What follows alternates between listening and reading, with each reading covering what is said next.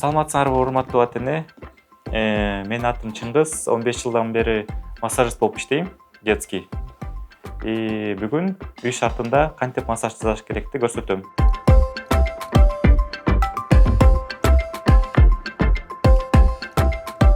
Колдон келсе, түзүрөөк, катуураак жерди алып алып, столдун үстүнө же пленарный столик болсо деле үстүнө пленка жайып алып туруп, кичине катуураак жер болуш керек да. Андан кийин баланы чечинтип, анан детский масло бар атайын кичинекей балаларга. Андан кийин бисмилла деп баштайбыз. Кичинекей балаларды баштаганда биринчи таманынан баштайбыз массажды.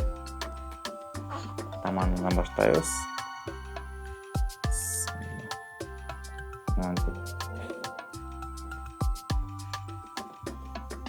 Бүт кыймыл аракеттин баары ылдый жактан өйдө жакка болот.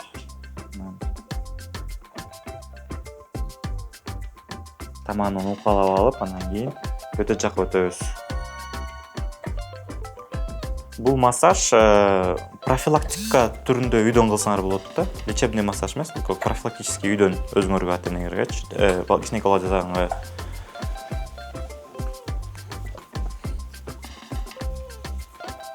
Анан массажды деген колдон келсе, кичинекей баланы уже бир 3 жума өткөндөн кийин эле жасап башташ керек да.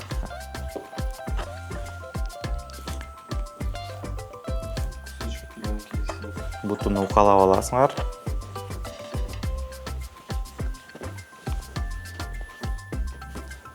Жасап атканда деген буттун ички бетине тийбей эле, сырткы бетинен көбүнчө. Сырткын анан коленанын астына тийгизбейсиңер. Яны укалай берсеңер болот, майда кылып.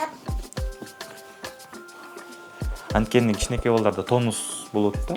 3 айга чейин естественный тонус ушу. Ошону алдын алуу максатында баланын булчуңдары туура өскөнгө, жөрмөлөгөнгө, кийин туура басканга, ошонун алдын алуу максатында силер массаж кылыш керек да, желательно. Эле акырын майлап алып, акырын кыла бересиңер. Өтө катуу кылбайсыз. Өтө катуу кылсаңар деле уже бала өзү эле айтып баштайт. Балага жакпайт, ыйлап баштайт. Болбосо бала массажды сүйөт өзү. Кичинекей балалар массажды жакшы көрөт.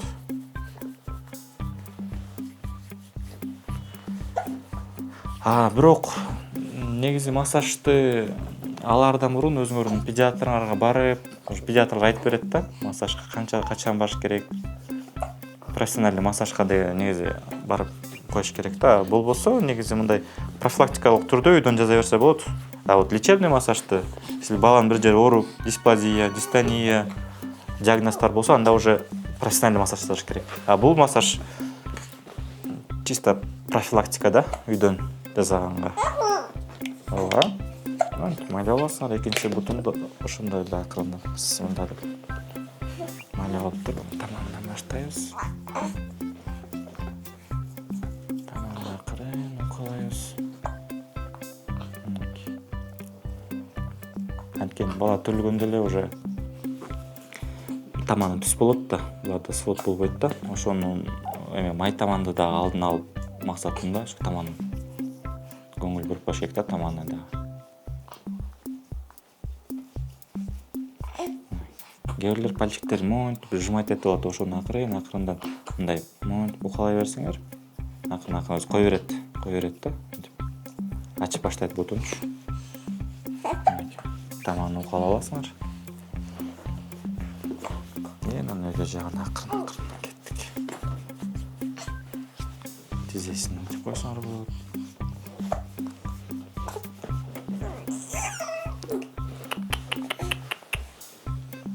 Малыш.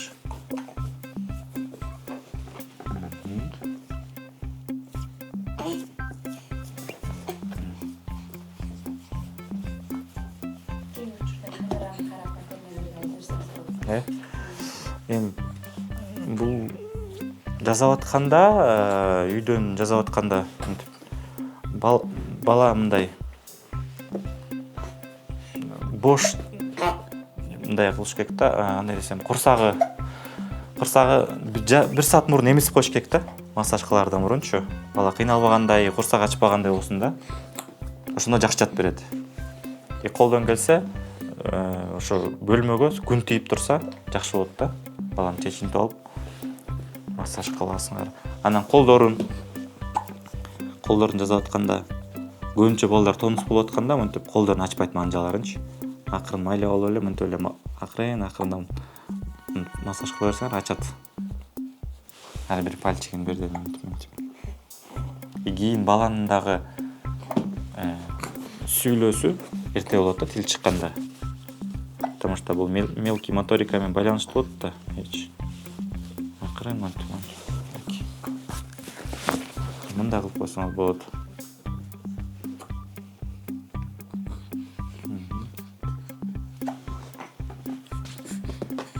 Ошондой эле экинчи колун акырын. Монтип акырын кармаганда өтө катуу эмес. Жумшак эмес да, орто калыпта акырын монтип басып тонусту кетирсе болот да, монтип кармап 1-2 секунд, 1-2-3. Ошондой эле бул колун.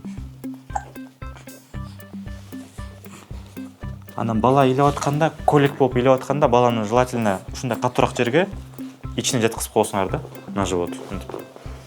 Ошондо ичи көп оорубайт да.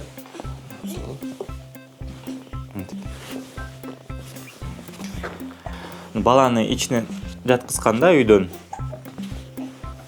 бала эсте түз жатпай, мынтип банан сыяктуу болуп бир жакка тартып атса, мынтип мойнун бир жакка тартып атса, түз жатпай, же башын көтөрө албай атса, колун астына кыла албай атса, бул уже признак, врачка барыш керек, обязательно профессиональный массаж алыш керек.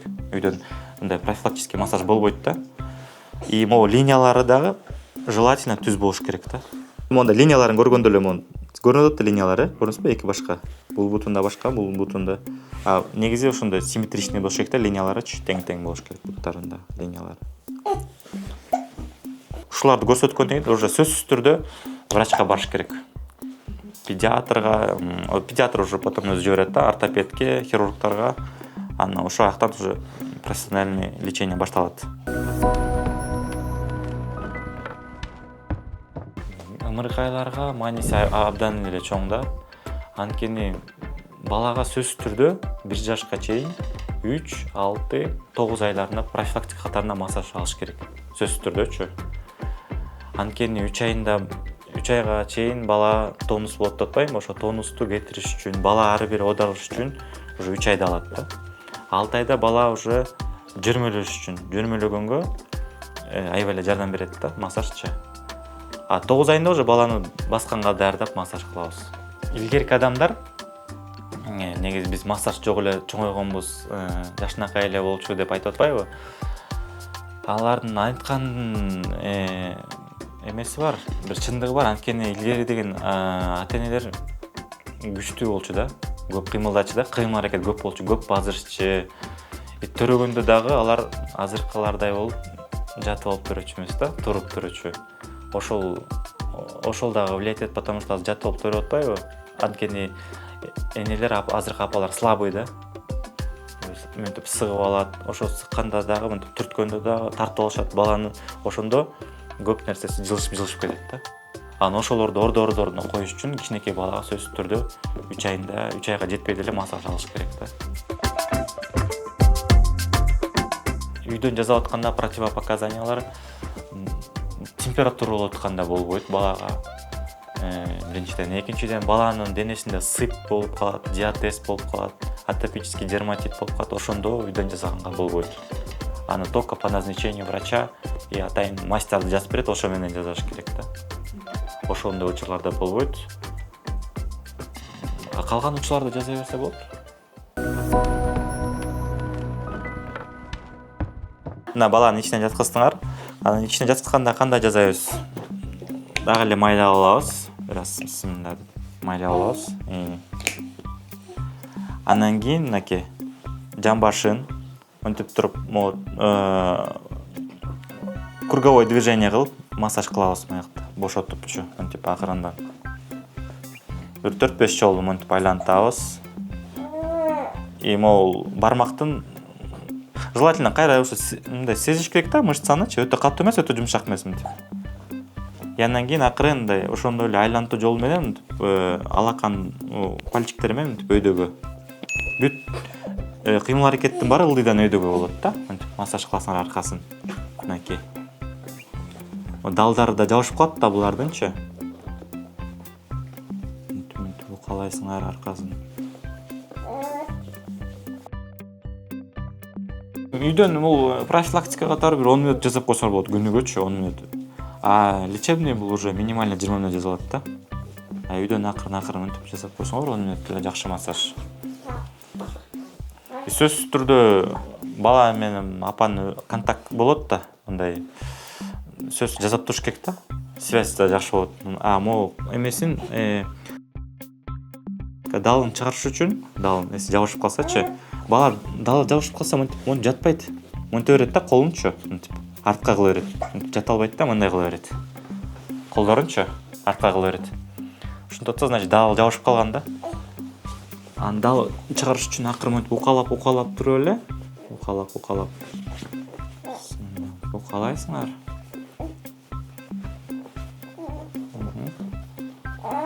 Ооба.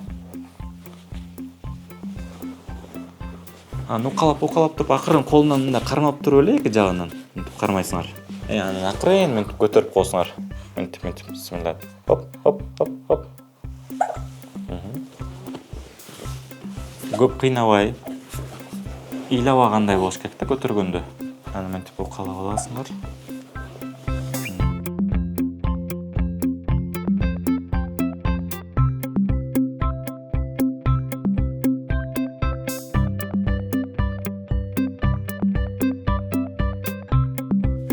Мынтип койсоңор болот. И баланы мынтип ичинен көбүрөөк жаткызыш керек да. Ошондо бала мойнун кармаганга, башын кармаганга аракет кылат да. И ичине да жакшы, ичиндеги мышцалары да, коликке да жакшы. То кээ бир ата-энелер ичинен жаткызбайт да, кыйналып кетти депчи. Көбүрөөк жаткызып эле ушундай колдон келсе ушундай катуураак поверхностька жаткызыш керек да, жумшак эмес, катуураак. Ошо андан кийин акырын мындай кылсаңар болот. Бисмилла. Моюн жагын жасаганда акырын мындай кылып алып, башын кармап алып, колуңарды ичине коюп акырында бисмилла. 1, 2, 3 деп койсоңор болот. Акырын кулактарын кээ бир ата-энелер коркот кулагына тийип жабышып калат да. Ошондо эле төрөлгөндө эле акырын, если ошондой жабышкан болсо кулагын акырын укалап койсоңор, ошо жабышпайт кулагы дагычы. Коркпой эле акырын укалап койсоңор. Биягын. И башын жасаганда биякта эмгегине тийбейбиз. Мынтип акырын. Анткени булардын деле башы кычышат, сүйөт да. Жасап койсоңор мынтип.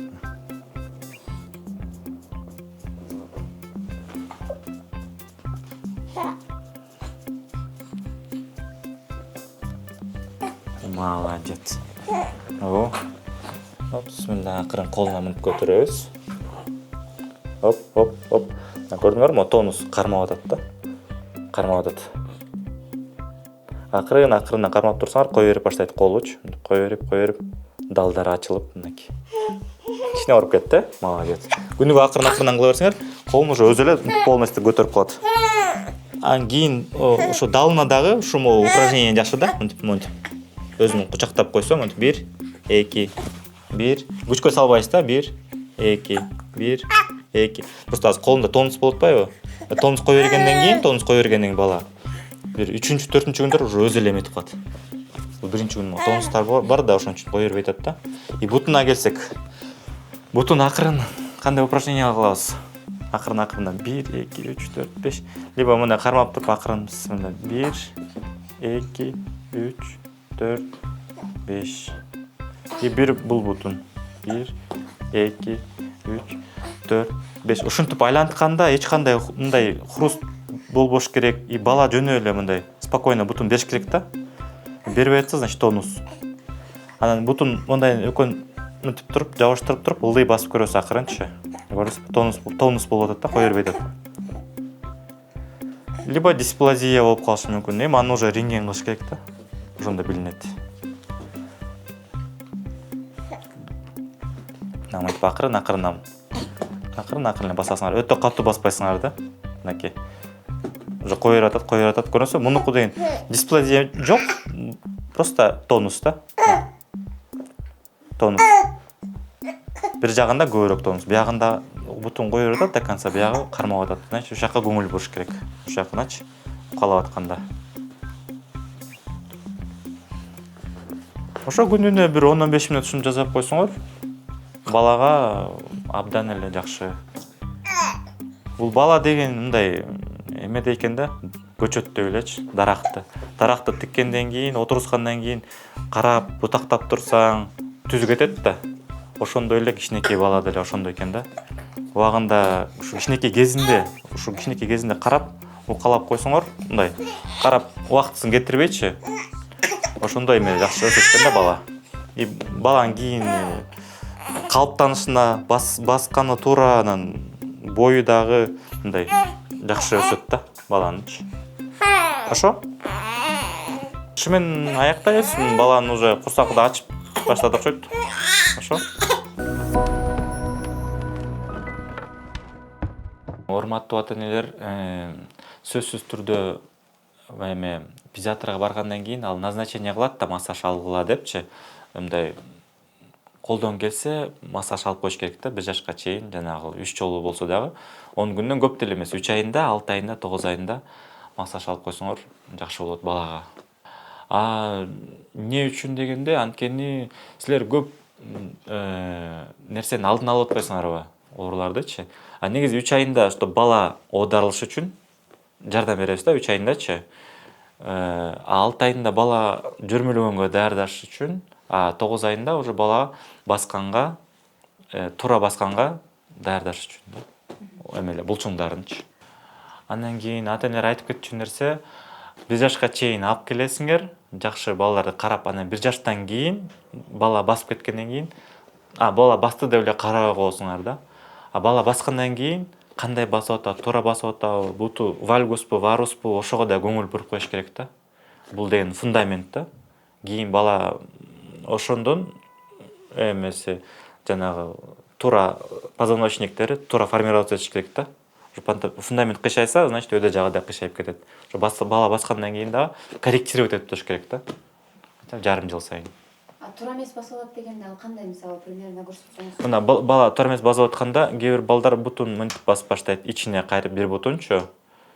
Кээ бири мындай сыртына көп мындай басып баштайт, кээ бири ичин карап мынтип бутун басып баштайт да.